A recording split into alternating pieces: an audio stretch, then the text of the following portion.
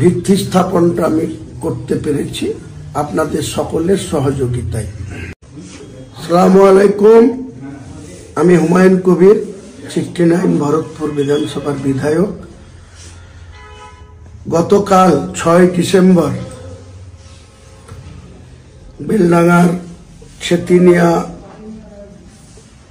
NH-34 সংলগ্ন জায়গায় যেটা বাবরি মসজিদের ভিত্তি স্থাপন হয়েছে, সেখানে 4 লক্ষ মানুষের উপস্থিতিতে, এছাড়াও কৃষ্ণনগর থেকে বহরমপুর, জলঙ্গি থেকে বহরমপুর, কাঁদি থেকে বহরমপুর, বীরভূম থেকে, সাঁইথিয়া থেকে কাঁদি, বিভিন্ন রুটে আরো 2 থেকে 2.5 লক্ষ মানুষ রাস্তায় আটকে ছিল।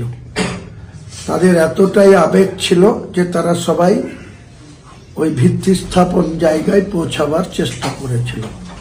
প্রশাসনের একটা অংশের অসহযোগিতা সত্ত্বেও 4 লক্ষ মানুষ ওখানে উপস্থিত হয়েছিল এবং রাস্তায় 2 থেকে 2.5 লক্ষ মানুষ দিনভর তারা রাস্তায় ছিল।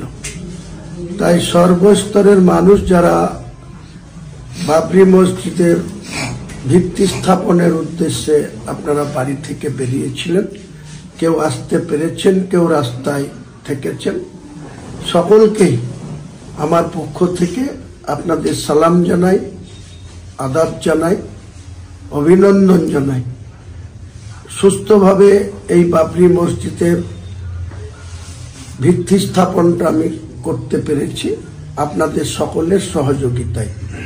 প্রশাসন সহ, রাজ্যপাল সহ এক শ্রেণীর ব্যক্তি হাইকোর্টেও PLI করেছিল যাতে এই ভিত্তি স্থাপন হতে না পারে, কিন্তু মহামান্য কলকাতা হাইকোর্টের প্রধান বিচারপতির ব্রাঞ্চ সেটাকেও এই বিষয়ে হস্তক্ষেপ করতে অস্বীকার করেন এবং রাজ্য প্রশাসনকে বলেন যে যাতে শান্তি শৃঙ্খলাভাবে, সুস্থভাবে এই বাবরি মসজিদের ভিত্তি স্থাপন হয় সেটা রাজ্যকে দেখার জন্য।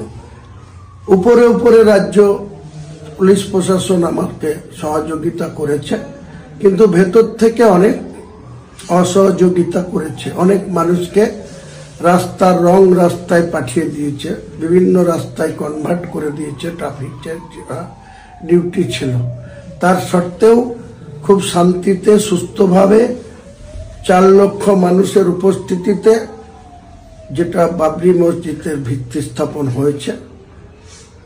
আরেকবার আপনাদেরকে সকলকেই আমার পক্ষ থেকে, সমস্ত মুসলমান ভাইদের আমি যেমন সালাম জানাচ্ছি, আদাব জানাচ্ছি, একইভাবে অমুসলিম যারা আছেন তেনাদেরকেও আমি নমস্কার এবং অভিনন্দন এবং শ্রদ্ধা জানাচ্ছি যে আমরা কারো বিপক্ষে না, কোনো অমুসলিমের সঙ্গে আমাদের কোনো শত্রুতা নেই, কোনো অমুসলিমকে আমরা কোনো অশ্রদ্ধা করি না।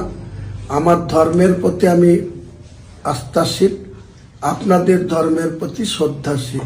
তাই সকলে মিলে আমরা একসঙ্গে সম্প্রীতি রেখে বসবাস করি। আপনারা মন্দির করবেন, আমি মসজিদ করব, এটাই ভারতবর্ষের সংবিধান। সেই সংবিধানকে আমি সম্মান জানিয়ে সকলকেই আর একবার অভিনন্দন, নমস্কার, শ্রদ্ধা জানিয়ে আমার বক্তব্য শেষ করলাম।